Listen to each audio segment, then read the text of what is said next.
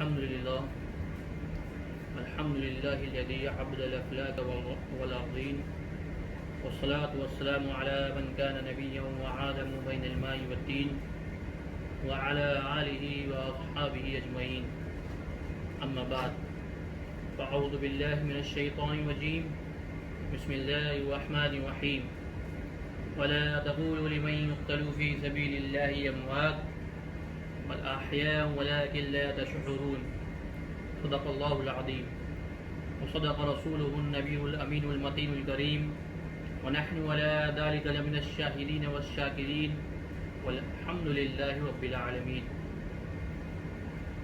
Let us together recite the Durood Pak and present it at the kingdom of Huzur, Pur Noor, Sarwar-e-Alam, Noor Mujassam, Ahmad Mujtaba, Muhammad Mustafa sallallahu ta'ala alayhi wa sallam, together as one.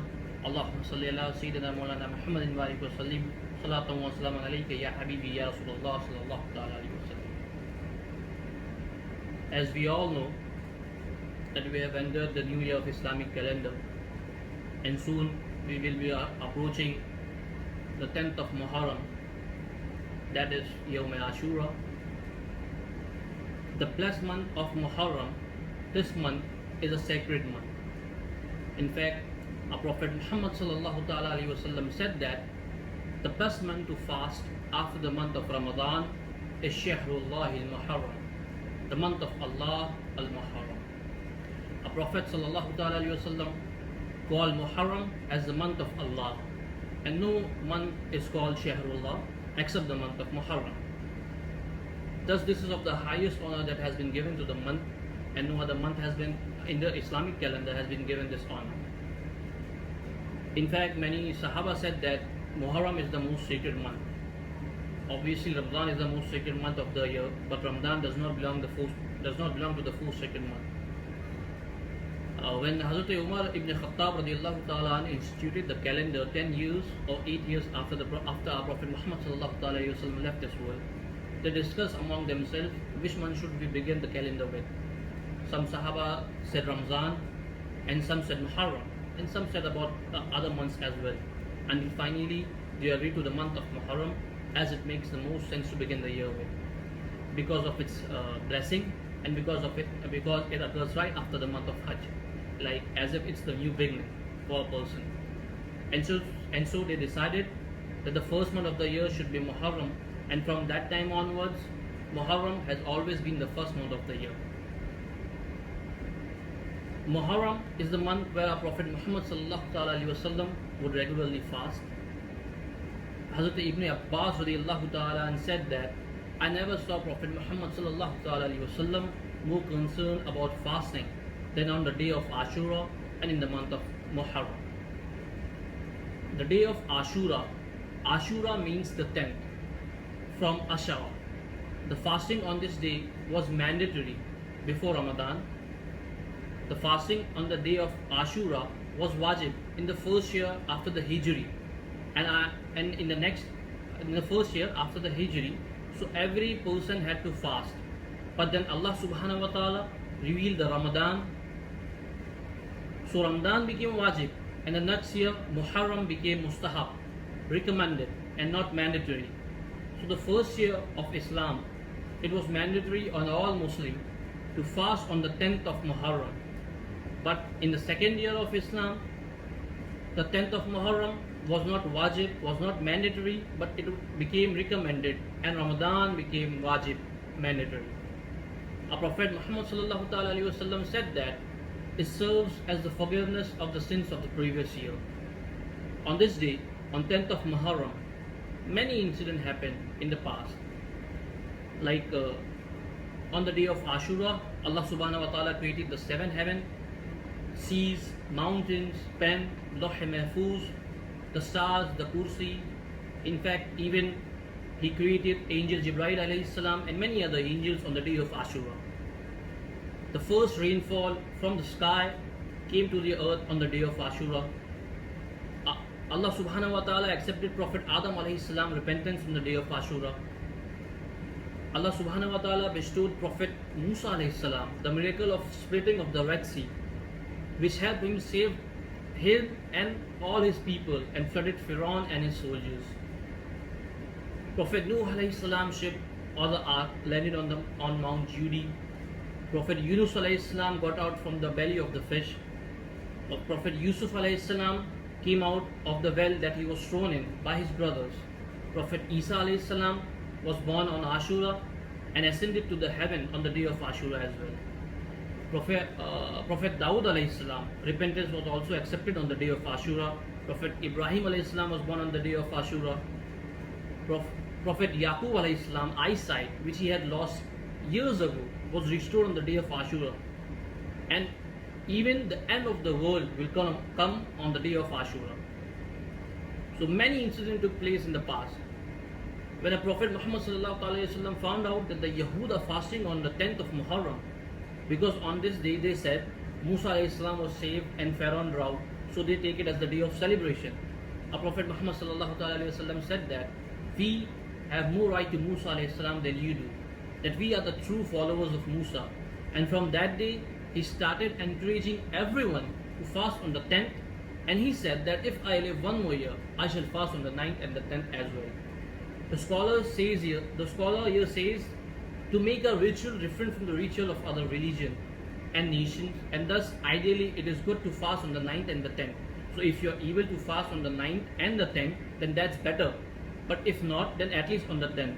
And it is a day that inshallah, if you fast sincerely, your sins of the previous year will be forgiven. And no doubt that this day also is the day in which a historical event occurred, and that is the shahadat of Hazrat Hussain ibn Ali radiallahu ta'ala anhu, who is the grandson of a beloved prophet and the master of the youth of the heaven. Hazrat Hussain ibn Ali radiallahu ta'ala anhu and his companion opposed Yazid's tyranny, and in consequences, by the command of Yazid, they were martyrized atrociously in Karbala on the 10th of Muharram. Why the incident took place? What was the reason behind it?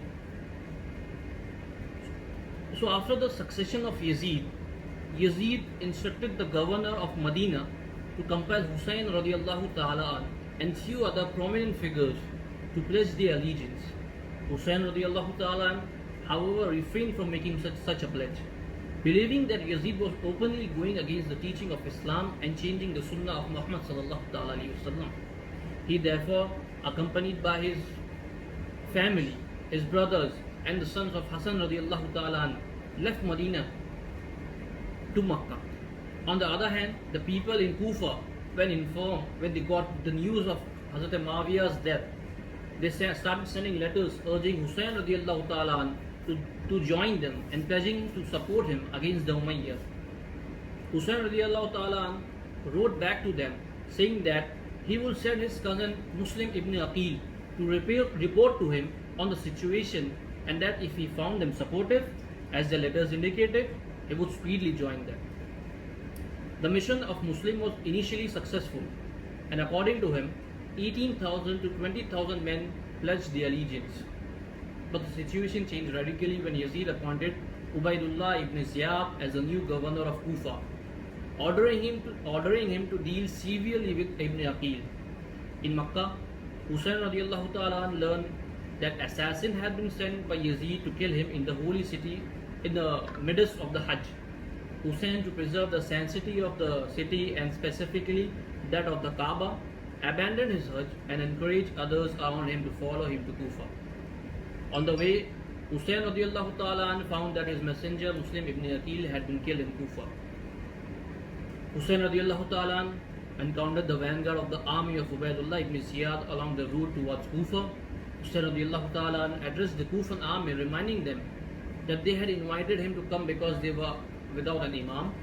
He told them that he intended to proceed to Kufa with their support, but if they were now opposed to his coming, he would return to where he had came from. In response, the army urged him to proceed by another route. Thus, he turned to the left and reached Karbala, but the army forced him not to go further and to stop at a location that had limited access of water. Ubaidullah ibn Ziyad, the governor, instructed Umar ibn Saad, the head of the Kufan army, to offer Hussain radiallahu ta'ala and his supporters the opportunity to swear allegiance to Yazid.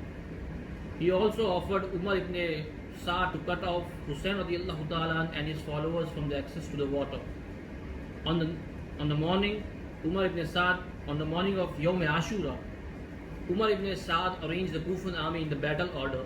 The battle of Karbala lasted from morning to sunset on 10th October 1680. In Muharram 10, yani Yawm Ashura 61 Hijri, Hussein radiallahu ta'ala and a small group of companions and family members, in total around 72 men and women and children, fought against a large army under the command of Umar ibn Sa'd, and they were martyrized. The enemy forces attacked and plundered the possession of the dead bodies as well as the camp of the Hussein radiallahu ta'ala's family. The tent was set to ablaze with the women inside them. The family was taken captive by Yazid army, later to be paraded to Damascus in Syria. The story of Karbala shook the Muslim Ummah as the news spread, launching several uprisings across the Muslim empire. Many argued that the Battle of Karbala forever changed the course of Islamic history. The day of Ashura is known globally by millions of Muslims to honor the heroic stand of the Prophet grandson Hussein radiallahu ta'ala. I shall end my speech here. If I said anything wrong, I will ask forgiveness from the Holy Allah Tabarak wa Ta'ala. Astaghfirullah Rabbi min kulli dhanbi wa atubu ilayh. Assalamu alaikum.